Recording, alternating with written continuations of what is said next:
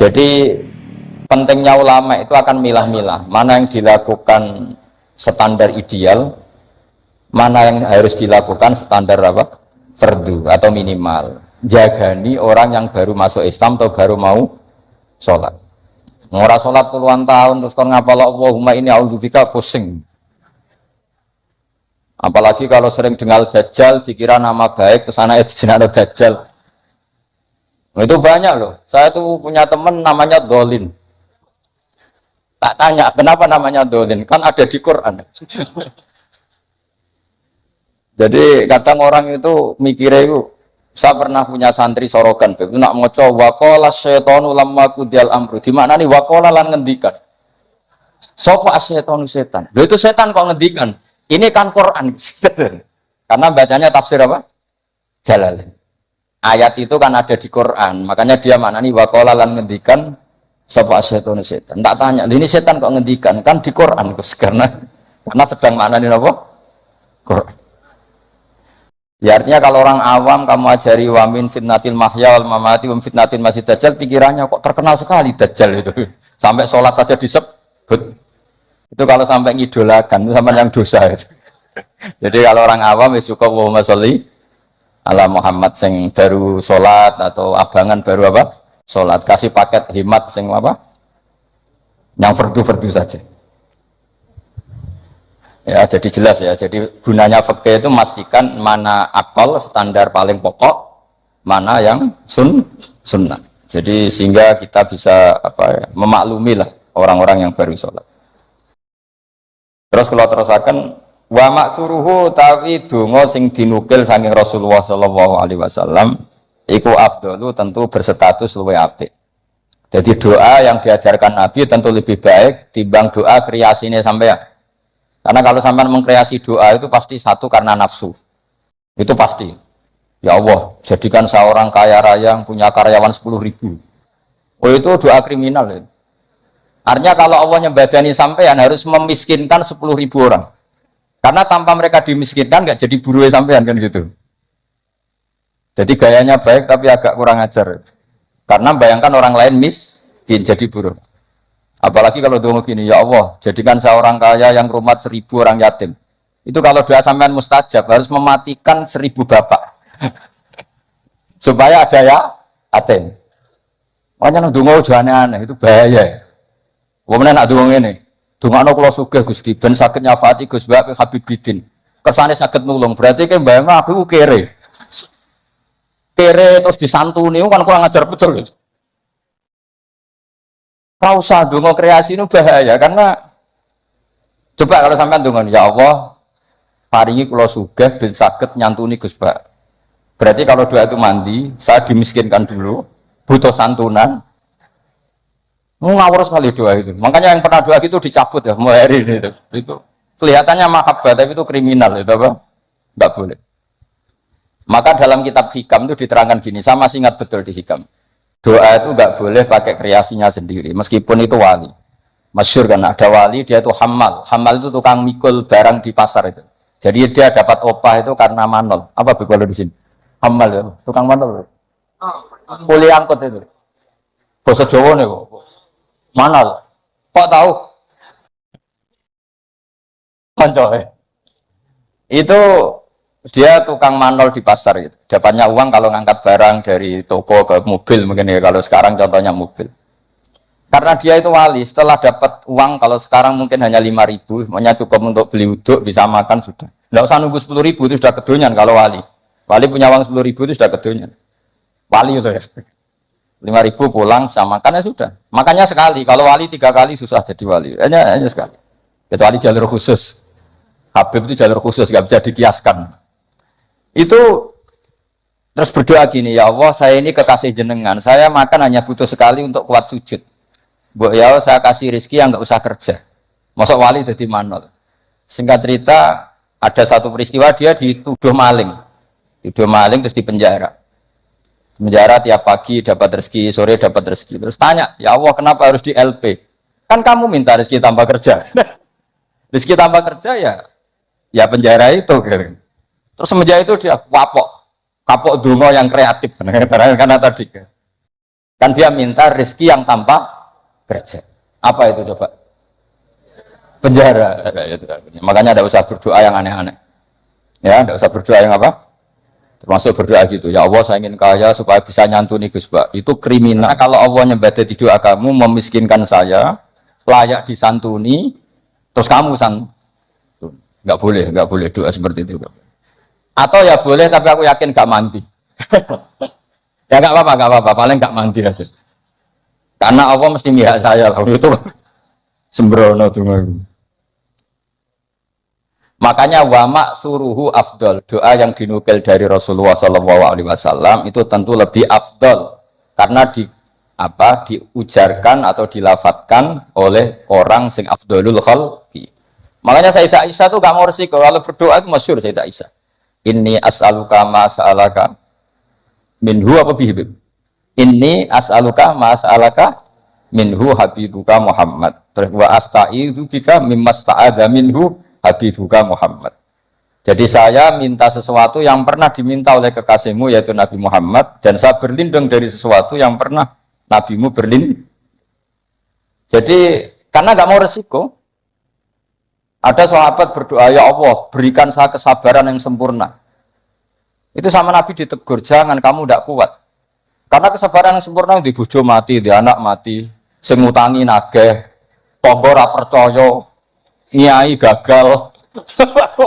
Karena kalau minta sabar yang sempurna kan ujiannya harus ekstrim. Bojo minggat, anak minggat. Makanya kan Nabi jangan minta doa seperti itu. Nanti kamu udah kuat. Padahal kesannya religius, minta ya Allah saya jadi orang yang sabar. Karena sama Nabi ditegur, jangan, kamu udah. Ya jadi jangan berdoa yang kreasi, itu efeknya itu udah tidak baik. Ya, wa maksuruhu afdal. Kalau kesusahan ya semuanya Rabbana atina fid dunya hasanah. Ya itu aja aman ya, Pak. Aman. Doa sapu jagat kata orang-orang itu pokoknya Rabbana atina fid dunya hasanah wa fil akhirati hasanah wa qina adzaban. Jadi wa maksuruhu afdalu. Pun mriki wonten bawah menika. Utawi donga sing dinukil sangka Rasulullah sallallahu alaihi wasallam iku afdalul utama. Wa minhu lan iku setengah saking maksur utawi donga Allahumma ighfirli ma qaddamtu wa ma akhartu. Ada yang hafal? Terus wa ma akhartu wa ma asrartu wa ma asraf. Urutannya dulu. Allahumma ighfirli ma qaddamtu wa ma akhartu wa ma asrartu wa ma a'lantu. Terus antal muqaddimu. Orang bab donga apalan, tukang jaluk ternyata. Teruskan. Inna ilanta subhanak terus ini kuntu itu mesti malaikat selangit bilang kamu sudah tahu kalau kamu minat zalimin. Ini kuntu minat zalimin. Terus ada lagi yang populer, Allahumma firli dzambi kullah, terus dikohu wa jillahu wa awalahu wa akhirahu wa alaniyatahu wa sirrah. Jadi doa yang maksur itu lebih afdol. Tapi tadi ya kalau untuk ngajari orang awam nggak boleh panjang-panjang, terutama yang jadi imam. Nanti kasihan yang jadi apa? Makmum. Jadi ajarannya Nabi itu kalau orang jadi imam, sholatnya itu disuruh cepat. Itu zaman sahabat. Cepat tuh nunggu disuruh. Alhamdulillah kan kita tanpa disuruh sudah cepat. Jadi zaman sahabat itu zaman masih waras, sehingga untuk sholat cepat saja nunggu diperintah Rasulullah. Andai kan Rasulullah menangi zaman akhir, pernah perintah cepat apa enggak? Oh enggak pernah, karena sudah cepat sekali, sudah tidak cepat lagi ya Pak. Cepat sekali, malah mungkin agak dilarang. Maksudnya cepat tidak seperti itu. Karena kita sudah parah. Masa terawih hanya berapa? 7 menit ya? Itu 20 rakaat. Berarti 7 menit itu berapa berarti? Itu dibagi 20 berarti per 3 menit ya? Dapat 2 rakaat. Itu parah itu. Untungnya sholat sunat, kalau sholat fardu tak demo itu. Ya itu ya, jadi termasuk yang warid atau maksur adalah Allahumma firli ma qaddamtu wa ma akhartu saterusnya. Wa yusannu lan den sunanto apa ala yazida ing yen ora nambe apa doa ala qadri tasyahudi ngatasé kadar tasyahud wa sholati lan kadar sholawat ala nabi sallallahu alaihi wasallam. Nah ini fikih yang sangat saya setuju. Sebaiknya kalau minta sesuatu kepada Allah tidak melebihi sighatus tasyahud atau sighatus sholawat ala Rasulillah Shallallahu Alaihi Wasallam. Ini fikih yang sangat etis menurut saya, sangat beretika. Mosok nyebut Nabi Allahumma sholli ala Muhammad berapa kalimat Allahumma sholli ala 3 kalimat. Padahal Nabi yang mensyafaati kita, yang sudah baik mengeluarkan kita minadz dzulumati ilan. Tapi ketika kepentingan kita bisa berkalimat-kalimat. Iku jare Allah mesti ngene, iki piye? Eling Nabi ne mau tolong kalimat, eling hajate dhewe berkalimat-kalimat. Iku gak ada etika. Lan nek ndonga ku aja nglangkai kadar tasyahud dan salat alan Nabi. Makanya saya itu termasuk orang yang kalau baca sholawat itu jarang berdoa, mau sidik tok di belakang. Jangan sholawatnya sedikit, kemauannya banyak. Makanya sholawat Masisiyah itu menurut saya itu bagus sekali karena nyifati Nabi panjang sekali. Nabi adalah orang yang manfalakotil anwar watakotil haqaiq, disifati banyak baru minta sedikit. Kalau kamu kan enggak. Allahumma barakati sholat ala Nabi Muhammad sallallahu ala Muhammad ikdi hajatina wa hajati abaina wa abnaina. Terus bakas bapak boe tanggan nyebutin Nabi pisan tapi nyebut hajatnya enggak barbar. Itu sangat tidak sopan dalam aturan yang benar. Tapi dalam aturan toleransi itu tidak apa-apa. Ilmunya baru sampai situ, paham ya? Jadi ini jelas ya. Apa wa yusannu apa tadi itu? Wa yusannu alla yazida ala qadri tasyahud wa sholat ala Nabi sallallahu alaihi wasallam. Ya. Doa itu ya sunat, tapi usahakan proporsinya jangan lebih panjang ketimbang apa? Syahadat dan sholat. Karena ini menyangkut etika. Menyangkut apa? Etika. Masa nyifati Allah sekenanya, misalnya ingat Nabi juga sekenanya, kemudian ingat hajatnya sendiri panjang. Ini jelas ya, jadi itu etika. Makanya alhamdulillah guru-guru kita ngajari sholawat itu paket lengkap. Kan kita sholawat kita kan paketnya lengkap. Coba sekarang dihitung saja. Allahumma sholli ala sayyidina Muhammad wa ala ali sayyidina Muhammad kama shallaita ala sayyidina Ibrahim wa ala ali sayyidina Ibrahim. Wa barik ala sayyidina Muhammad wa ala ali sayyidina Muhammad kama barakta ala sayyidina Ibrahim wa ala ali sayyidina Ibrahim fil alamin innaka Hamidum Majid. Terus paket doanya sedikit. Ya tadi karena kebetulan sampai napalnya kan hanya Allahumma inni a'udzubika min adzabil qabri wa min adzabin nar fitnatil mahya wal mamat fitnatil masiihid dajjal. Jumlah itu dengan sholawat tadi banyak mana? Banyak sholawat itu masih bagus. Ya jadi apa ya menurut saya fikih ini bagus ya. Jadi apa? Disunatkan doa itu tidak melebihi jumlah apa? Tasyahud dan sholat. Kira-kira ya seperti itulah. Etikanya memang seperti itu. Ya, jadi kecuali doa itu panjang tapi kamu tidak niat disembadani, mau bukti butuh yang pangeran. Makamnya Syed Abdul Haddad. Tapi potongannya sampean mesti ndak. Syed Abdul Haddad itu saya berdoa bukan karena saya butuh, untuk menunjukkan saya iftikor dan ibtihal sama Allah. Jadi yang minta itu bukti butuh saja, tapi nggak ingin disembadani. Tak pikir sampean tidak seperti itu. Jaluk tenan, arah disembadani. Jadi nak jaluk disukani Gusti, lah kok boten malah sekolah teruskan. Watani asyara utai kang kaping 12 iku assalamu salam. Jadi rukun yang ke-12 adalah salam. Wa aqalluhu ta siri-siri salam ku assalamu alaikum. Pakai al. Wal asahu ta sing asa iku jawazu salamun alaikum.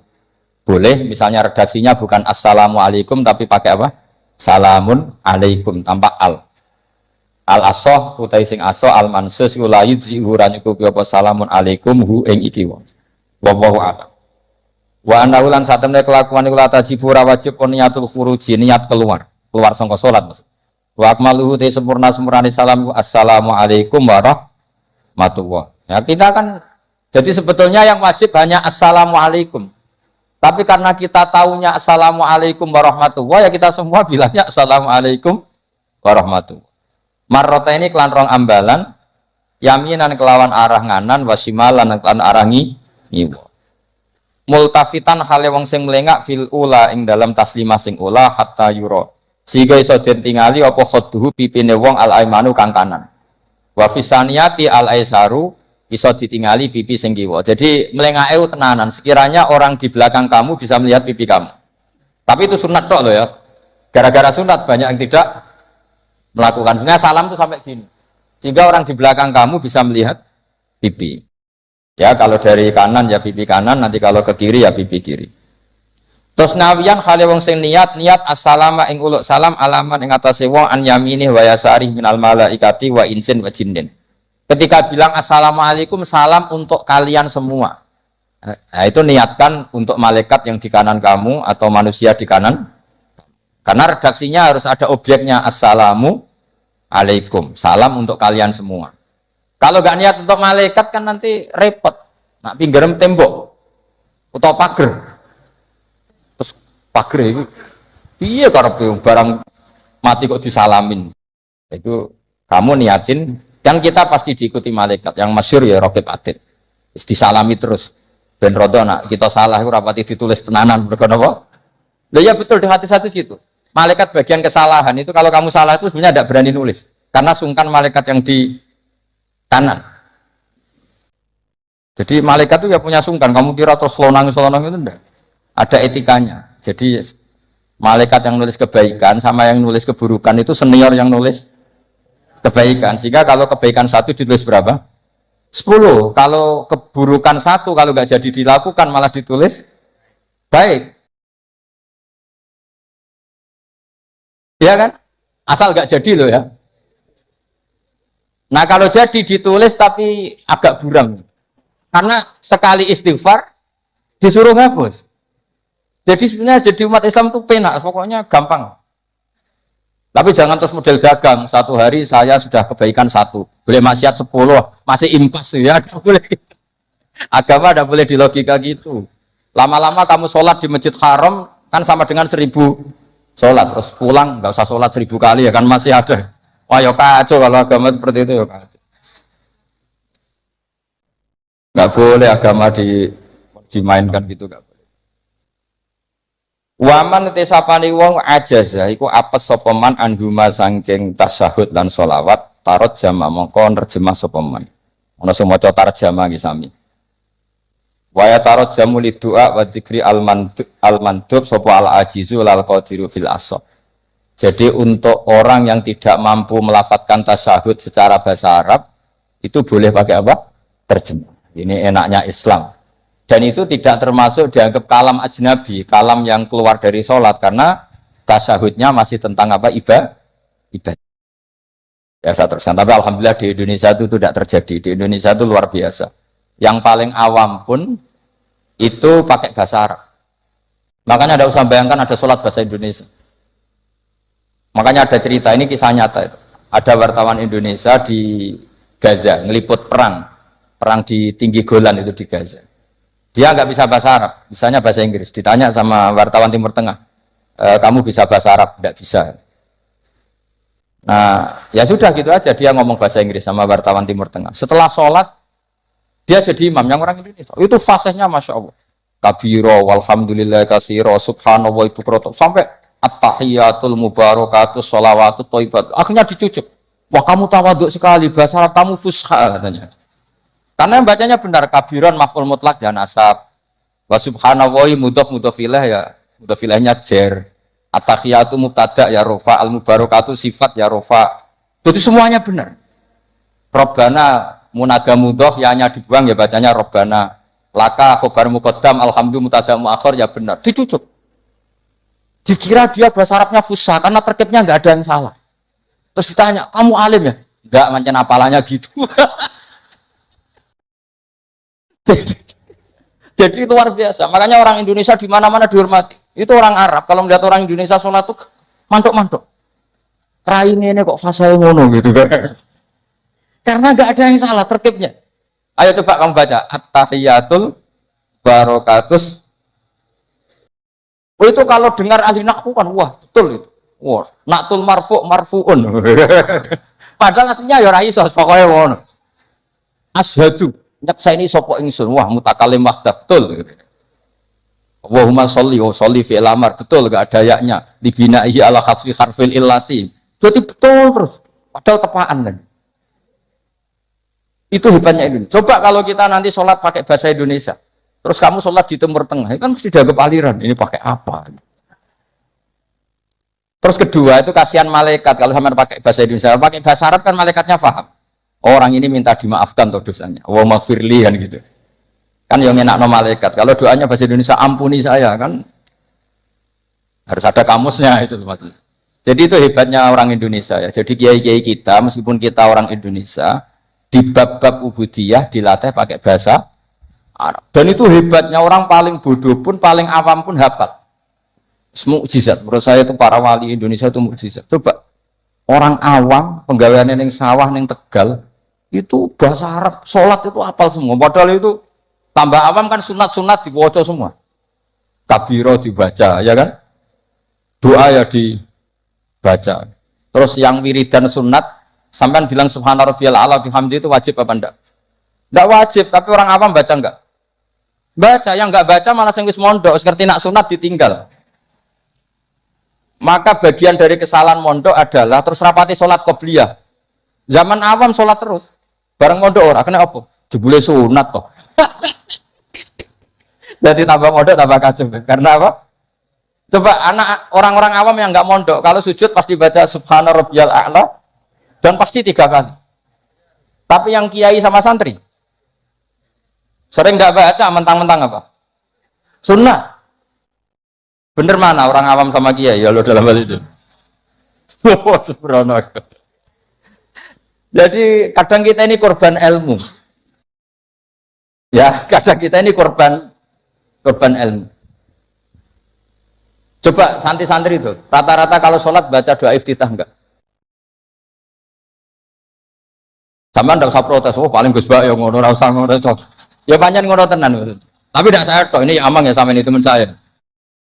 Ini asegap kutunin Nabi, nak sholat ya ngono padha ae nak sebab. Mergo mondok, zaman rong mondok diwaca kabira walhamdulillah. Karena kalau enggak baca dipetet gurune. Oh, waca. Dikira wajib. Zaman kita kecil itu ngiranya itu wajib. Bareng nak ngerti sunat, perilaku pertama kita apa? Meninggalkannya. Karena alhamdulillah banyak orang yang tidak alim itu barokah karena supaya sunat-sunat itu dilakukan. Karena sekali alim ditinggal. Oh itu banyak loh orang kaji itu tawafku meneng. Takoki. Sing wong awam maca, takoki. Lah kok meneng ae? Sing rukun iku mutere, donga iku sunat kabeh. Repot wis. Makanya ada riwayat innalil ilmi tuhyanan katuhyanil mal. Ilmu itu punya arogannya sendiri sebagaimana arogannya orang punya harta. Karena kadang ya apa ya semoga kita tidak termasuk yang itu. Tapi memang ada sisi-sisi negatif dari ilmu ya karena tadi kalau kadang terlalu lama tahu kalau itu sunat ya akhirnya terus ya meninggalkan tadi ya, tapi ya nggak apa-apa lah memang ya nyatanya sunat.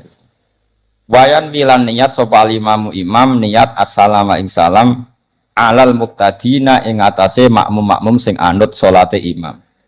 Lawahum utawi para muqtadun sing para makmum niat ar-radda yang buna ar-radda ing balesi alaihi ing atase salamin imam.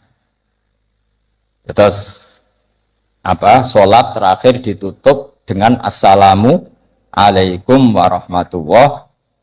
Idealnya juga diniati keluar dari salat.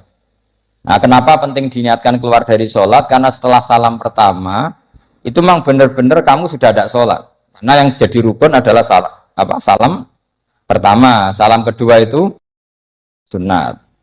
Makanya secara fikih itu ulama berdebat, apa sebaiknya setelah itu makmum berdiri? Sebaiknya loh, bukan syarat sah. Apa sebaiknya makmum langsung berdiri? Apa sebaiknya nunggu imam salam kedua? Ada ulama yang mengatakan yonta ini tapi si sediluk wae. Kuatirnya nak imame lali terus gak usah salam kedua. Terus resiko kedua adalah rabtu sholat biman laisa fi sholatin. Setelah imam salam pertama, artinya statusnya imam masih sholat apa enggak? Enggak kan? Berarti makmum menghubungkan sholat dengan orang yang sudah tidak sholat. Jadi itu menjadi masalah fikhiyah. Paham ya? Sehingga ya sudahlah kita standar saja. Ya jangan terlalu nunggu. Ya tapi ya jangan terlalu cepat. Ya yang umum saja lah, yang umumnya orang. Cuma sampean tak ajari fikih kan, sampean minta saya di sini kan ngajar fikih, sampean jangan protes. Nanti orang kudus jadi begini, kok tidak usah gitu ilmu ya ilmu saja, tidak usah diprotes. setelah imam salam pertama, statusnya dia masih sholat apa enggak? Enggak kan? Sudah keluar dari sholat. Artinya kalau makmum terlalu lama, dia mengikatkan sholatnya dia sama orang yang statusnya sudah tidak sholat. Paham ya? Tapi kalau kamu terlalu langsung berdiri, kamu kan tidak tahu kepastian assalamu lagi sin podok mem. Kok dek as langsung muatek. Ini makmum balik lowong belum selesai kok. Ya pokoknya gitulah sama nanti kalau sholat ya bisa sendiri lah. Pokoknya sudah gitu. Saya hanya ngajarkan secara apa status fikihnya, apa status fikihnya seperti itu. Ya. Jadi salam yang benar-benar rukun itu hanya salam pertama. Dan karena salam pertama sudah dilakukan imam, artinya imam itu wis tidak sholat. Anda kalau sampai terlalu lama, berarti menggantungkan sholat kamu dengan orang yang sudah tidak sholat. Nah ini yang saya akan memberi maklumat ke sampean. Ini penting saya utarakan. Terus ada keunikan dan ada perbedaan. Kalau sampean sholat, imamnya itu biasanya habis sholat madhep mana? Umumnya di kiai ini sampean tetap madhep kiblat apa madhep ngalor? Cara Indonesia. Ayo yang madhep kiblat, kiainya madhep kiblat ngaco. Yang gampang itu. Kiblat. Yang serong. Buka serong koyo wong nakal ya. Madhep utara, madhep ngalor. Apa? Berapa? Imamnya sampean madhep ngalor. Terus nak sing madhep ngetan. Enggak ada kan? Mau nambah jawab, oh yang madhep ngetan kubu sebelah, oh nah aneh. Ya enggak usah gitu. Itu filosofinya begini. Nah ini penting ya, penting saya jelaskan. Di tek-tek hadis sahih, saya ulang lagi di tek-tek hadis sahih, itu Rasulullah setelah salam itu redaksinya aqbala alaina biwajhi. Maka Nabi menghadap ke kita dengan wajahnya. Berarti kira-kira kalau di Indonesia menghadap mana? Timur. Tapi itu tidak konsisten. Konsisten itu ahyanan, tidak konsisten itu ahyanan. Nah, kenapa guru-guru kita tetap madhep kiblat? Karena afdhalul jihad itu kiblat. Kadang guru kita kadang menghadap apa? Utara. Tapi sebagian guru kita juga kadang menghadap ke timur, misalnya langsung ngaji. Itu filosofinya gini di beberapa syarah di Fathul Bari itu. Nabi itu kan sholat, dengerin ya, Nabi itu sholat. Makmumnya itu rata-rata itu kadang 7 kilo dari dalamnya Nabi. Dengerin ya, berapa? 7 kilo, udah pakai motor ninja enggak, 7 kilo pakai onta. Kalau sampean bilang 7 kilo pakai motor kan resikonya apa? Ini dengerin, awas kalau salah. Berarti kalau salah sanad. Maksudnya sampean yang salah, bukan saya. Artinya andekan, tak ulang lagi, andekan Nabi tetap berposisi menghadap kiblat, maka makmum yang baru datang tuh ngira Nabi masih sholat. Sehingga kadung Allahu Akbar langsung duduk karena ngiranya Nabi masih, padahal Nabi sudah tidak. Maka untuk mengantisipasi itu Nabi memaklumatkan diri dengan ahwalnya, perilakunya, beliau menghadap makmum supaya ada kepastian kalau beliau sudah selesai sholat. Sehingga karena illatul hukmi seperti ini, kita fleksibel, kadang madhep kiblat, kadang madhep ngalor, kadang madhep nge. Itu ada filosofinya, orang gagah-gagahan. Ada yang madhep ngetan terus. Pokoknya Nabi seperti ini, tidak seperti itu. Semua perilaku Nabi yang tidak wajib itu disarah-sarah disebut ahyanan. Sesekali tempo. Maka yang penting bagi imam itu begini. Yang penting setelah selesai salam itu tunjukkan kalau sholat kamu selesai. Makanya banyak yang astagfirullahaladzim buantar untuk menunjukkan ini sudah mulai wiridan batas sholat. Jadi sebetulnya kalau menurut fikih beling itu boleh saja kamu mengatakan bar salam, wis bar dulu. Tapi itu kan beling sekali masuk bar sholat. Tapi itu bagus. Bagus untuk kelas kamu maksudnya. Supaya ada kepastian bahwa sholatnya sudah selesai. Oh, Nabi itu lebih sesat lagi yang di belakang ini. Itu ada ilmunya, sampean cek di Fathul Bari. Supaya kenapa saya cerita ini biar yang menghadap ngalor ya gak fanatik, yang menghadap ngetan juga tidak. Karena itu hanya untuk menunjukkan kalau Nabi sholatnya sudah selesai. Coba bayangkan Nabi itu idola kan, sudah jauh-jauh 7 kilo. Ke situ naik onta atau naik kuda. Terus ngerti Nabi masuk madhep kiblat, mesti cara sampean, alhamdulillah Nabi urung salam kan gitu. Barang wis melok lungguh dibeli Nabi, subhanallah, subhanallah, alhamdulillah. Lah terus makmume beling. Wah, rugi lah. Ngepet. Mosok makmum Nabi kok ngene. Rugi. Mari Nabi ra kondo nak wis bar. Perkara ndak kira-kira seperti itu. Nah, daripada perkara Nabi secara ahwal menunjukkan kalau sholatnya selesai Nabi menghadap makmum sebagai maklumat kalau sholatnya sudah selesai. Clear ya? Sehingga kamu tidak perlu berdebat sunat mana Gus, madhep ngalor sama madhep ngitan. Malah takok sunat. Ngaji sik lagi takok. Senengane gugat. Ya ngaji sik, alim sik lagi takok. Lah nek salim rasa takok ya alhamdulillah. Tapi ini ndak usah alim takok gugat. Mana sunahnya kalau Nabi madhep ngalor? Saya tak takokno, mana sunahnya cangkem elek? Kan yo ora ono. Angger wong kok mbok iso lama-lama. Mana sunahnya kalau Nabi pernah di Indonesia? Malah panjang kan apa? Ndak usah gitu ya ngaji. Jadi di sarah-sarah itu diterangkan misalnya kan Rasulullah Shallallahu Alaihi Wasallam idza takallama salasan ahyanan di suatu tim. Gitu juga Nabi kadang sholat itu hanya astagfirullah salasan suman sorofa.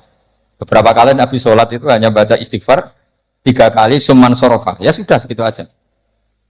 Ada yang Allahumma a'inni ala zikrika wa syukrika wa husni ibadati. Ada riwayat yang sabbahawa salasan wa salasin wa hamadawa salasan wa salasin wa kabbarawa salasan. Terus kiai-kiai khusuk semua yang ahyanan ini dikombinasikan jadi satu. Jadi kita yang ahlul ilmi ini eskal. Wong Nabi itu paketnya satu-satu, tapi oleh kiai khusuk itu semuanya dirangkum jadi paket lengkap. Ini ya ada, tasbihnya ya ada, doanya ya. Maka makmum-makmum yang kesibukan ini bingung. Ini gimana ini kok paket lengkap? Kan lama akhirnya. Lewong sholat yang rukun saja lama nggak boleh, apalagi wiridan. Maksudnya bukan terus nggak boleh ya enggak. Maksudnya yuk mikir makmum. Makanya diantara ciri khas Indonesia itu walinya sebagian diyakini dari Samarkand, dari Tashkent, Uzbek, sebagian tentu. Itu saya ketika mondok di Mbah Mun, itu Mbah Mun yang mimpin sholat. Itu kalau wiridan ya separuh sudah bubar. Saya pernah di Lirboyo melihat ya separuh sudah bubar. Ternyata yang kelakuan kayak gitu ada di Uzbek. Meskipun imamnya mursyid separuh bubar. Itu tradisi yang bagus, sudah harus ditiru.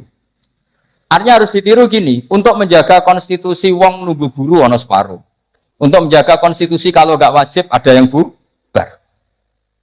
Kalau semuanya nunggu berarti ini mewajibkan sesuatu yang tidak wajib. Itu bahaya kalau dalam konstitusi ilmu.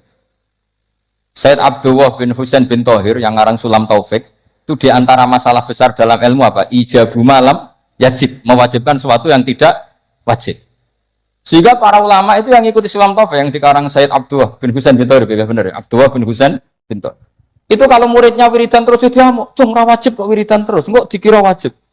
Tapi nak tahu ora tahu wiridan ya dia sunat ora tahu mbok lakoni gitu. Nah itu akhirnya di Indonesia itu bagus, pondok-pondok besar di Indonesia kalau kiainya, padahal yang imami kiainya, apalagi ketua keamanan malah ditinggal.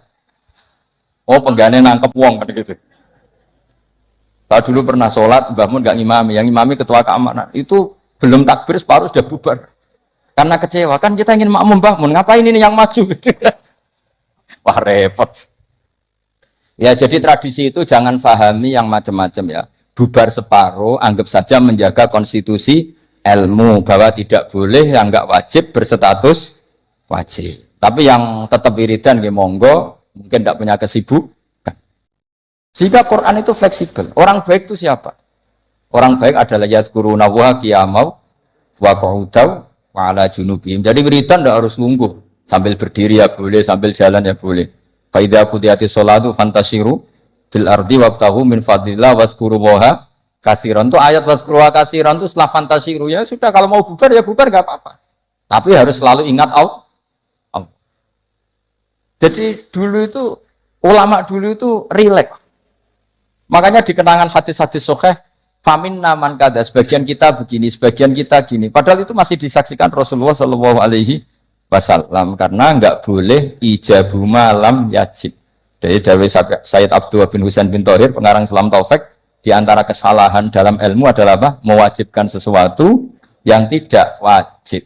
Sehingga Rasulullah saking menjaga konstitusi itu, Rasulullah itu figur yang luar biasa.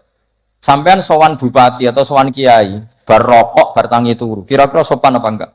Enggak sopan kan? Harus sikatan dulu. Sebab itu normalnya sikatan itu wajib kalau mau sholat. Mau sowan kiai wes sikatan. Tapi Nabi kalau mewajibkan sikatan, maka melanggar konstitusi ilmu karena mewajibkan sesuatu yang tidak. Padahal Nabi berhak karena beliau Nabi musyarrek. Tapi Nabi ketikanya kelihatan ngeper. Tapi ngeper ini menunjukkan Nabi betapa mutabakhir fil ilm. Laula an asyukko ala ummati la amartuhum bisiwak inda kulli sholat. Umpama gak masakoh ning umatku siwak tak wajib no. Karena secara etika harusnya wajib. Tapi secara konstitusi nyatanya tidak wajib. Nah karena baina ini. Kira mana nih baina? Ya antarane iku, Nabi ngendikane laula an asyuk. Nabi itu suka qiyamul lail, itu suka sekali, bukan enggak sekedar suka. Jika beliau qiyamul lail di masjid. Tapi ketika sahabat ikut qiyamul lail lagi, Nabi enggak keluar lagi. Karena takut dianggap wajib. Itu Nabi. Makanya saya itu sebenarnya kepengen puasa Senin Kemis, tapi nggak kiai kok puasa Senin Kemis kok dikira wajib. Mengenai aku tahu puasa. Maksudnya jadi tiru ini buat cerita. Ini agak arogansi ilmu, tapi memang harus ada yang jaga konstitusi ilmu. Ini saya punya teman ya amang rokokan. Mungkin untuk menunjukkan ada kaul sing ngarani oleh. Wah, buktinya aku rokok. Tapi saya nggak rokok. Jadi harus ada yang menjaga konstitusi. Saya sering ngecek beberapa hadis. Nabi itu kalau ada sesuatu yang positif, inginnya itu diwajibkan. Tapi secara konstitusi enggak wajib. Misalnya menggambarkan betapa pentingnya taatnya istri sama suami. Nabi ngendikan gimana tuh? Kalau saja boleh, seseorang makhluk boleh sujud sama makhluk, maka saya akan memerintahkan seorang istri bersujud sama suaminya. Tentu suami yang tidak kayak sampean, maksudnya itu gambaran. Sampean ora usah disujudi. Ora dipisoi sampai gitu kan. Artinya Nabi itu menjaga konstitusi ilmu itu luar biasa. Ya kayak tadi, normalnya sikatan itu wajib enggak? Wajib kan, normalnya loh. Karena tangi turu berrokokan. Terus muni Allahumma lakal hamdu. Tapi kalau diwajibkan secara konstitusi tidak wajib. Tapi secara etika wajib. Makanya ketikanya ngeper laula an asyukko alam. Sekarang tak beri contoh lagi. Nggak ini ngaji. Saya tadi sudah pamit sama Habib Bidin. Saya kalau rejab itu memang nggak ngaji sudah. Jadi saya pray bukan ada masih di Damaran. Nanti saya tinggal satu pertemuan. Rejab ruah puasa itu saya tidak ngaji seperti ini. Jadi jeda. Anggap aja sinau menel, kulaan. Karena memang kalau mau rejab itu banyak yang khataman di rumah. Jadi saya fokus ngurusi santri yang mau apa. Tapi memang itu adat saya seperti tadi. Saya sudah matur Habib Bidin, matur Habib Amang, Habib Ali sudah. Memang artinya nggak ada apa-apa. Bukan karena bosan sampean. Ya rontok lah mungkin. Tapi bukan karena itu. Saya beri contoh. Sekarang doa paling mustajab itu jam berapa? Kalau jam Indonesia kira-kira. Jam 3 kan? Atau setengah 4 lah. Kenapa harus ada sholat isya yang di Kudus jam berapa biasanya sholat isya? Biasanya setengah 8 lah, nggak baca setengah 8 lah aman kalau jam. Maka Nabi ini ngeper, tapi ngepernya pinter, ngeper dari ilmu, bukan ngeper dari ragu. Ngeper itu ada dua, ada ngeper karena nggak ngerti, ada ngeper saking pinternya. Kayak saya ini kalau ngaji sampean itu kan ngeper. Di satu sisi sunat karena diminta Habib Bidin, di sisi lain setengah dosa meninggal pondok. Itu mesti ngeper, kalau orang alim ngeper. Kayak sampean ngaji ini, saya tidak tahu malaikat ditulis ngaji cari ilmu, apa nggak dari masalah di rumah, tidak tahu saya. Itu orang alim pasti ngeper. Beda tipis ya. Itu mesti, itu bukan mungkin, mesti. Coba status Anda ini nyari ilmu apa nggak dari masalah? Sebagian yang nyata nyari ilmu yang nggak punya masalah, sebagian yang memang. Maka penjaga kuburan di wali-wali tak tanya. Wong sing tukang ziarah piye? Ngene Gus, nak ziarahe sak jam, biasanya wong bener. Nek telung dino alamat ket. Itu bukan karena hebat, mesti utangnya akeh. Apa meneh nak sak wulan, wah rondok itu, mesti rondok buron batal. Maka Mbah Mun pernah cerita ke saya. Jadi kiai itu ya sinau, kadang itu ya keliru. Kan keliru apa? Ternyata gini. Dhisik aku latihan kiai, iku nek ana bocah prainan ning pondok tak puji. Wong prainan kok gak mulai, berarti cah sregep. Pernah Mbah Mun sebagai orang soleh itu husnudzon. Suatu saat ditakoki, "Cung kok ora mulai wong prainan? Timbang ning omah kan ngarit, Mbah." Kagetnya Mbah Mun. Ya cung dewasa husnudzoni gitu. Ya kan daripada ning omah prainan ngarit kan ada nang pondok. Coba kalau sampean ini di rumah, mau ambek bojomu, kono anak murusi. Lawang tutup, pedosem lebokno. Daripada gitu ngaji gitu. Tapi ya ada yang, tapi tidak semua. Saya yakin tidak semua, cuma banyak. Enggak, ini bukan suudzon, ini ilmu. Jalan ilmu itu tidak suudzon. Ilmu itu analisis, apa? Analisis. Itu betul loh. Saya meskipun guyon itu punya sanad. Nabi itu setiap kali ada perempuan hijrah ke Madinah, pertanyaan pertama gimana? Kamu ikut saya karena iman billah wa rasuli, apa kamu ada masalah dengan suami? Jadi kalau sekarang kamu ngaji, ini ada masalah sama istri apa nyari ilmu? Ayo jawab. Kalau nyari ilmu, buktinya dapat apa enggak? Kan nyari tidak perlu ketemu, Gus, ya sudah dibantah. Saya teruskan ya. Betapa Rasulullah itu luar biasa. Menjaga konstitusi ilmu, tapi yang menjaga etika. Sudah, kalau doa mustajab 3:30 atau jam 3. Kenapa sholat isya 7:30? Yang di waktu yang tidak begitu itu Nabi pernah sholat isya itu 3:30 kalau jam Indonesia kira-kira. Sampai Umar masyhur. Nama Sibyan, orang-orang sudah tidur. Wah, Umar sampai bengok-bengok supaya Nabi itu bangun. Tapi bangunin Nabi gak berani. Pokoknya bikin agak gaduh supaya Nabi memperhatikan. Itu gak ada sholawatan pakai terbang. Kalau ada mungkin terus sholawatan. Akhirnya Nabi rawuh senyum-senyum. Saya tahu kalian protes karena sholat saya tidak lazim, biasanya 7:30 kok ini 7:30 kira-kira gitu. Tapi laula anasyqa ala ummati, andai kan saya tidak beratkan umatku, yang benar sholat isya ya jam seperti ini, karena ini saatul ijabah. Jadi Nabi itu antara mengakui kalau itu saatul ijabah karena yanzilu rabbuna iku idza yabqa sulusul lailil akhir. Tapi dengan kenyataan kalau itu diteruskan masyaqqah bagi umatnya. Tapi kalau Nabi tidak pernah melakukan, dikira waktu afdol sholat isya tetap 7:30. Padahal ada yang afdol yaitu 3:30. Atau jam 3 atau 3:30. Maka Nabi ngendikannya 2 kali. Kalau saja tidak memberatkan umatku, maka mereka akan saya ajak sholat isya ya jam seperti ini. Karena jatuh pada saatil ijabah. Tapi kan berat. Berat gak kalau sampai ajak isya 3:30? Berat apa berat sekali? Berat sekali.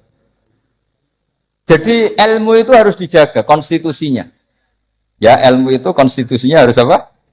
Dijaga. Kayak tadi wa aqalluhu Allahumma sholli ala Muhammad.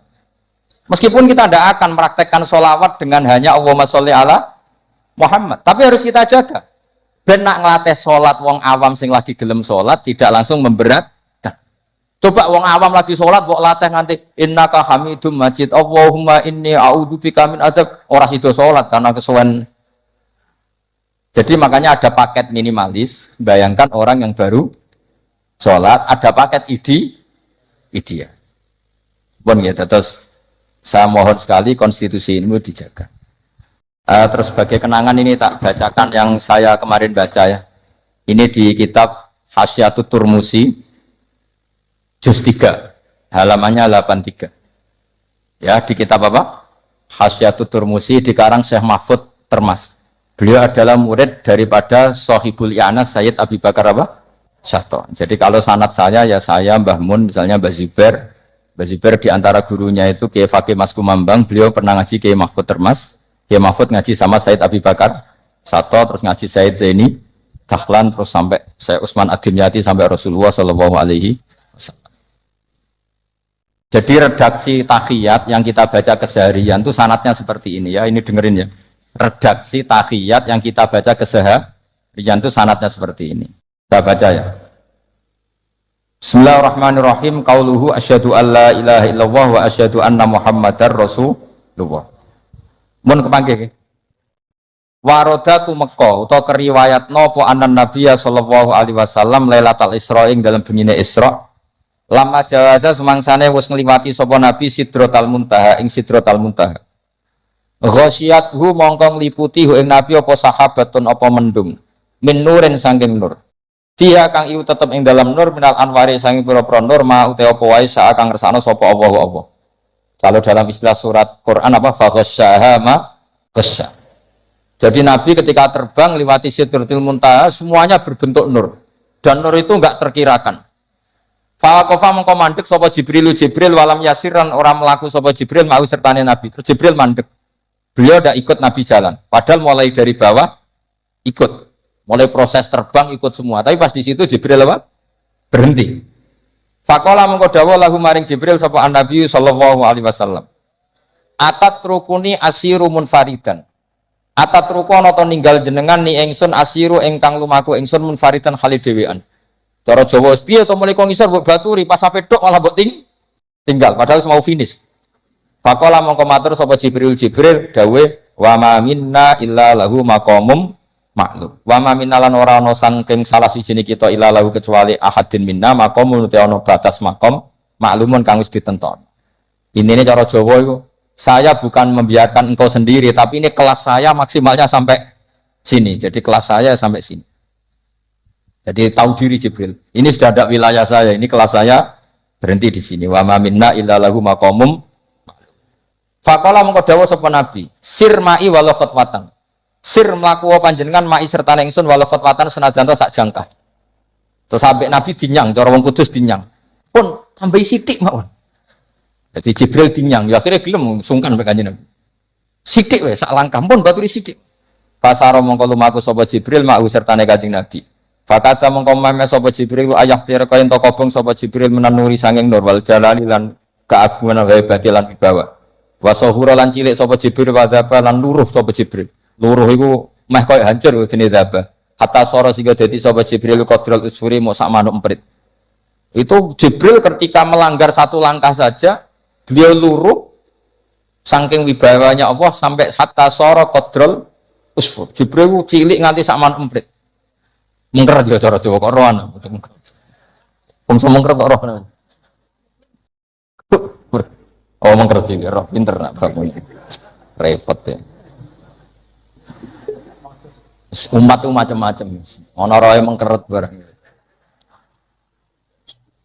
Fa asyara maka isyarah sapa malaikat Jibril ala Nabi sallallahu alaihi wasallam isyarah bisalam iklan salam. Bi ayu salima. Gambare arep ento maca salam sapa Nabi ala Rabbi ing atase pangerane Kanjeng Nabi idza wasala nalikane wis temeka sapa Nabi makanal khitab ing panggonane khitab.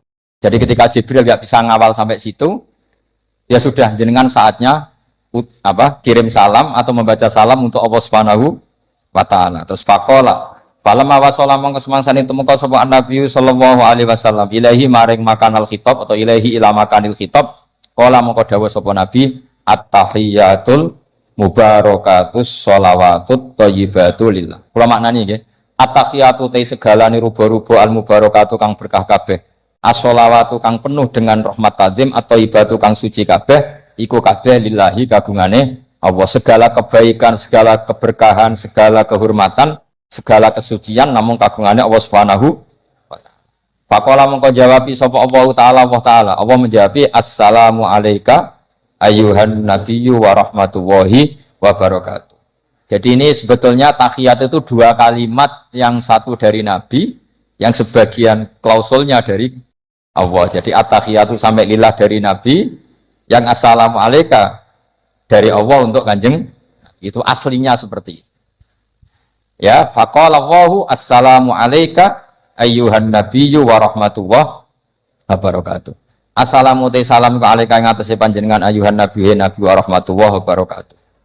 Nah, ketika Allah sudah membalas Nabi seperti itu, Nabi itu ingin jangan hanya saya yang selamat. Ini saking syafaqahnya welase Kanjeng Nabi Muhammad sallallahu alaihi wasallam. Kan Allah hanya ngintikan assalamu alayka, kamu itu dijamin selamat Muhammad. Terus Nabi kepikiran, nah umatku sing kudus sing ngaji ini ndak juta libin iki piye? Terus ngaji ora pati paham iki piye? Wis ngaji ambek menghindari masalah iki piye. Jadi Nabi ingin ampun kula tok Gusti sing tok napa? Salah. Itu saking syafaqahnya Rasulullah sallallahu alaihi wasallam. Makanya tak baca biar semua tambah mahabbah kepada Rasulullah sallallahu alaihi wasallam. Fa ahabba mongko kepengin itu seneng banget. Fa ahabba mongko kepengin banget utawa seneng banget sapa Nabi sapa Kanjeng Nabi Muhammad sallallahu alaihi wasallam. Ayakuna yen ta ana iku li ibadillah kedhe pira-pira kaulen Allah as-solihina kang saleh kabeh apa nasibun apa jatah bagian min hadzal maqam sang ilah maqam. Faqala mongko dawuh sapa Nabi assalamu alaina wa ala ibadillahi sholihin. Jadi Nabi nambahi piyambak, ampun saya tok Gusti tapi juga untuk semua hamba yang soleh. Ya soleh itu kelas-kelasan. Dan kelas wali, kelas amatir, kelas rakyat. Pokoknya kelas rakyat itu soalnya enggak zina ya soleh, enggak maling ya. Pokoknya enggak dosa gede ya. Soleh senajan to pentino rokokan ning prapatan soalnya dosa gede ya. Soleh. Pokoknya sesuai kelas masing. Ya kalau kelas awam kan pokoknya wabistina binil kabair tufaru soghairu wajal wudu yukaffiru. Gak nglakoni dosa gede ukuran orang awam ya wis napa? Saleh. Sampeyan kon ngilangi sak dosa cilik, ora oleh delok wong wedok, gak oleh ngrasani lara gremeng wis taqabbal wa minna minkum. Terus ra bakalan wis. Bar diwudoni jadi ada yang mari cari. Tak bar coba. Hilang dosanya tak gajarane. Delok wong wedok 15 wudune pisan. Berarti sing kanthil iki piro? 14. Ini umatnya Nabi bagian kacau tapi enggak apa-apa. Nanti juga dapat syafaatnya Rasulullah sallallahu alaihi wasallam. Ya, jadi Nabi ketika dapat salam dari Allah, beliau ingin salam itu tidak hanya untuk beliau tapi untuk semua yang soleh, untuk umatnya. Makanya Nabi menambahkan sendiri assalamu alaina wa ala ibadillahi sholihin. Karena Nabi berempati, bersimpati, respect sama semua yang ada di alam raya ini, yang soleh, yang iman, makanya soleh ya gampangannya iman, maka mereka akhirnya menjawab faqala mengko jawab sama jami'u ahlis samawati, semua penduduk langit, asyhadu alla ilaha illallah wa asyhadu anna muhammadar rasulullah. Hadza ifham hadza. Wa inna ma lam yahsul amsira hasilin nabi sallallahu alaihi wasallam. Apa misluma? Apa sepadane perkara hasil kang hasil apa mali Jibril ketika malaikat Jibril minal masyaqqati sanging repot wa adami taqati lan ora mampu. Mergo li anna nabiyya kana sakjane Nabi Muhammad sallallahu alaihi wasallam iku muradun iku nabi sing dikersakno rawuh teng ngene Sidratil Muntaha wa matlubun lan sing disuwun rawuh teng Sidratil Muntaha. Artinya gini, Jibril mau sampai sana kan sampai terbakar sampai kayak al-usfur. Nabi Musa ketika ingin melihat Allah juga jatuh pingsan. Karena Musa yang ingin melihat Allah. Salah kepengen roh cara Jawa, cara Jawa gampangane omong salah kepengen roh. Sementara Nabi itu ubudiahnya luar biasa. Beliau sholat, beliau dakwah, pokoknya dakwahno agamanya Allah. Terus Allah yang ingin Nabi itu ketemu Allah. Berarti Nabi berstatus apa? Murad, dikehen. Maka beliau tidak mengalami kesulitan kayak yang dialami Nabi Musa. Ya kayak kira-kira gini, saya kesini ditimbali Habib Bidin. Kan nggak mendapat kesulitan. Wong ditimbali, dikawal. Saman kan teko-teko dewe, kadang yang temangsang ningguri kan, kira-kira contoh gampang. Jadi, lah misalnya Gus Bak sing derekno sampean ya tok kene iki batas akhir. Nganti tok munggah diamuki wong, kowe sapa kok ngarep. Ya kira-kira gitulah contoh gampangnya gitu. Nah, Nabi ini muradun wa matlubun, memang beliau dikehendaki Allah ketemu Allah. Sehingga agak mengalami kesulitan kayak yang dialami Jibril dan Nabi Musa. Itu maksudnya apa? Li'anan nabiyya sallallahu alaihi wasallam muradun wa matlubun.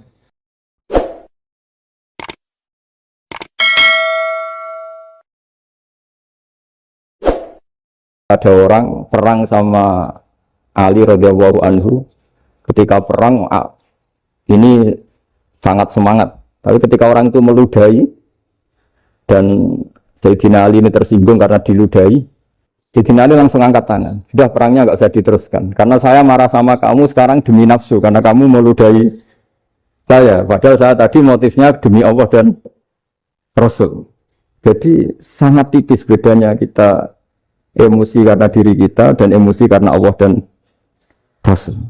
Sehingga ketika diludahin ini terus beliau mikir jangan-jangan perang saya karena saya ludahi. Nah, yang hilang dari peradaban modern adalah Allah itu tidak begitu hadir di hati kita. Saya sering cerita di mana-mana, teks hadis itu sebenarnya berbunyi gini, ini hadis sahih. Mangka na yu'minu billahi wal yawmil akhir fal yukrim jarohu. Ada yang fal yukrim jarohu doifahu, ada yang fal yakul khairan aw yasmu. Siapa yang iman dengan Allah dan Rasul maka harus memuliakan tetangganya, memuliakan tamunya. Dulu itu ada seorang ulama dipanggil anak muda, dibully dari sekarang. Wahai kiai, datang ke rumah saya. Datang kiai itu. Setelah sampai ke rumah orang itu, silakan kiai kembali ke rumahnya. Saya tidak butuh kiai. Kiai itu dengan riang kembali. Setelah di rumah dipanggil lagi. Pak Yai, silakan datang ke rumah saya. Datang lagi. Ya senyum-senyum kiainya santai. Wah, nggak jadi butuh Pak Yai. Silakan kembali lagi. Sampai 3 kali. Oh itu kalau rektor digitukan marah itu. Dosen marah. Kiainya santai. Santai, senyum-senyum, rileks. Ketika ditanya, kenapa Pak Yai tidak tersinggung? Jawabannya unik. Anak muda, saya ini senang sekali nuruti perintah Allah, disuruh menghormati tetangga. Sehingga ketika Anda manggil, ya saya datang. Ketika Anda nyuruh pulang, ya saya pulang. Saya senang sekali nyenangkan tonggo. Dan itu perintah Allah, jadi tidak ada hubungannya dengan kamu. Wah, pemudanya nangis minta dimaafin. Kalau kita kan enggak, kita ini dosen, kiai, mungkin kita doktor, mungkin kita profesor. Tapi kita ini sering didikte oleh orang bodoh. Kalau orang bodoh itu jengkel, lo kita ya jengkel. Lo kamu jengkel, dijengkelkan orang bodoh itu namanya terdikte. Itu bodoh apa pinter? Oh, itu tidak pinter sama sekali. Kalau betul-betul kamu pinter, hanya bisa didikte oleh Allah Subhanahu wa Ta'ala. Jadi antara hukum Allah apa? Wa ahsin man asa'a ilaika, berbuatlah baik sama orang yang berbuat buruk sama Anda. Itu dikteannya Allah. Kalau dikteannya orang-orang bodoh, kayak dimangkel ben mangkel, terus kamu mangkel. Itu bodoh apa pinter? Nah, problem kita kekinian adalah wong pinter, wong bodoh itu bodoh-bodoh bisa didikte oleh sekelilingnya. Terus karuan wataknya perempuan seperti itu, wataknya anak-anak seperti itu, kita didikte. Anak-anak jengkelin kita mangkel, berarti kita didikte oleh orang bodoh. Makanya agama itu unik, kadang ngendikan wa ahsin man asa'a ilaika, kadang wasil man qata'aka, sambunglah orang yang memutus kamu. Karena dengan demikian kita hanya didikte oleh Allah Subhanahu wa Ta'ala, bukan didikte oleh hukum sosial. Cara Jawane nak ngapiki tangga sing apik akeh tunggale. Berbuat baik sama yang berbuat baik pada kita itu, mbok orang fasik ya seperti itu, maling ya seperti itu, sama. Tapi kalau berbuat baik sama orang yang berbuat jelek sama kamu itu baru luar biasa. Dan memang teksnya hadis wa ahsin man asa'a ilaika, berbuat baiklah sama orang berbuat buruk sama kamu. Jadi nggak boleh orang didikte. Makanya ngaji di sini diantaranya saya akan cerita dalam sebuah hadis sahih, dalam hadis hasan yang diriwayatkan Imam Tirmidzi, ada kalimat dari Rasulullah SAW. Dawe Nabi, la takunu imma'atan, taquluna in ahsanan nasu ahsanna, wa in zolamu zolamna. Walakin watti'u anfusakum in ahsanan nasu antuhsinu, wa in asa'u Allah tazlimu. Kamu jangan jadi orang yang mudah diombang-ambingkan oleh orang sekeliling kamu. Yaitu kamu mengatakan, jika orang baik ke saya akan baik, jika orang buruk ke saya juga akan membalas buruk. Itu namanya Anda didikte. Tapi berkomitmenlah kamu akan berbuat baik meskipun orang lain berbuat buruk. Nah sekarang logika sosialnya begini. Kalau di Indonesia itu ada 1000 kiai, ada 1000 profesor yang ingin membenahi Indonesia. Rata-rata orang awam itu semau gue. Terus mereka mendikte kita. Perilakunya enggak simpatik, perilakunya jengkelin. Terus 1000 profesor ini ikut jengkel. Itu kira-kira jadi solusi apa goblok bareng ya? Sama 1000 kiai ini ikut jengkel, ini jadi solusi apa goblok bareng? Goblok bareng. Nah problem sekarang kita ini biasa didikte orang bodoh. Nah makanya ciri khas orang muslim itu kata Nabi, mangkana yu'minu billahi wal yawmil akhir. Jadi baik tetangga karena perintahnya Allah dan Rasul. Pentingnya apa? Bedanya karena berbuat baik ini perintahnya Allah, mbok tonggo apik lah kita tetap apik karena perintahnya Allah dan Rasul. Begitu juga dengan hubungan dengan istri, dengan anak. Mbok bojomu lagi cerewet lah ya tetap apik. Karena dengan cara itu kita hanya tunduk kepada Allah dan Rasul. Tapi kalau kamu, istri saya kalau baik ya saya baik, kalau enggak ya enggak. Berarti Anda didikte oleh perilakunya dia. Itu latihan, ya kalau dalam bahasa pondok, latihan jadi wali itu yang paling berat. Nabi itu kalau sama orang munafik itu sabarnya Masya Allah. Padahal Nabi berdoa kalau orang itu orang munafik. Karena dengan cara seperti itu, bahwa kebaikan Nabi pada seseorang itu atas perintahnya Allah dan Rasul, bukan atas nama servis. Kalau Nabi hanya baik kepada Abu Bakar, itu mungkin orang bilang, sadu nih Abu Bakar baik sama Nabi. Tapi kalau Nabi baik sama orang munafik, Abdullah bin Ubay bin Salul, itu kalau nggak perintahnya Allah dan Rasul itu nggak bisa. Nah, ini cobalah berlatih seperti itu sehingga kita tidak mudah didikte. Ya saya ulang lagi nggak mudah apa? Didikte. Ini ngaji, ngaji itu harus objektif. Objektif itu jujur. Jadi bisa saja korbannya ya saya, bisa rektornya, bisa semuanya. Tapi korban dengan makna yang bagus. Karena di antara saran Al-Quran Allah ngendikan kalau belajar atau mencari nasihat atau mencari kebaikan apa saja itu diistilahkan walau ala anfusikum awil walidaini wal aqrabin, meskipun ketentuan itu merugikan kamu. Jadi ketentuan apapun yang merugikan kita harus tetap kaji meskipun itu tidak menguntungkan kita. Karena banyak problem, mulai dulu sebenarnya problem itu orang yang wakam da'in yadda'i annahu da'a ilallah tapi hakikatnya yad'u ila nafsi. Jadi banyak da'i yang mengklaim dirinya mengajak ke Allah dan Rasul tapi sebetulnya hakikatnya mengajak ke kelompoknya sendiri. Misalnya ini termasuk kiai yang masih orisinil.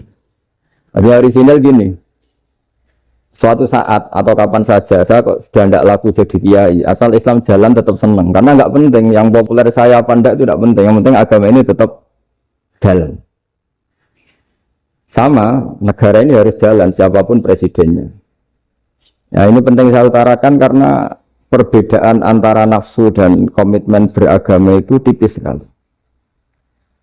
Sehingga dulu pernah ada cerita ini bukti keadilan Rasulullah SAW. Nah, suatu saat Nabi itu ngaji, yang ngaji seperti ini. Terus ada pemuda dengan cueknya melewati masjid yang sedang dipakai Nabi ngaji. Sehingga cerita semuanya ngomel ya, bergumam. Celaka betul pemuda itu, ada Nabi ngaji kok tidak ikut ya. Tapi Nabi secara besar hati ngendikan, ini ada di beberapa kitab di Fadhailul Kasbi, keutamaan kerja. Kata Nabi, pemuda itu mau mencangkul di lahannya. Jika dia mencari nafkah untuk keluarganya, untuk kebaikannya, maka itu bagian dari ajaranku. Jadi Nabi berbesar hati bahwa kerja seperti itu bagian dari ajarannya. Jadi tidak harus datang ke majelis ngaji. Dan bisa saja yang sedang hadir itu ya, orang yang dari istrinya minta belanja dari ngaji terus benar dituntut belanja kan gitu.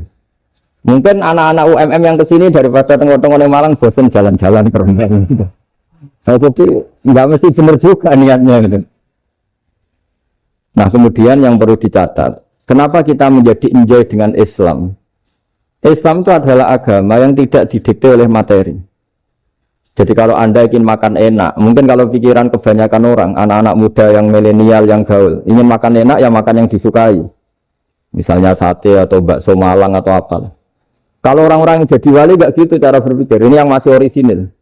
Ditanya, ini dunia baru kesulitan makanan, baru resesi. Cara makan enak gimana? Jawabannya lucu. Ya gampang, idamuhu alju. Idam itu lauk. Kalau kamu ingin makan lauknya paling enak apa? Alju. Kamu harus lapar banget. Sampai kalau puasa, itu melihat tempe itu wah, luar biasa. Tapi kalau kamu nggak puasa, air putih itu nggak menantang. Tapi kalau puasa, tempe, air putih itu menarik dan Anda tetap lahap. Apa? Karena lauk terbaik adalah alju, yaitu lapar. Nah tapi kita ini enggak, kita ini kayak orang bodoh. Kayak orang bodoh tadi, profesornya makan nyaman ya kalau sesuai selera. Nah itu kan sama dengan anak-anak ABG. Anak ABG itu makan lahap ya kalau yang disukai. Lalu bedanya apa? ABG sama profesor. Kalau Cara berpikir masih sama kan itu. Kiainya juga gitu, kiai makan enak kalau yang disukai, kalau enggak ada. Lu bedanya apa kiai sama orang awam? Orang awam juga gitu, makan lahap kalau yang disukai. Nah ternyata perilaku kita ini yang pintar sama yang bodoh sama mas.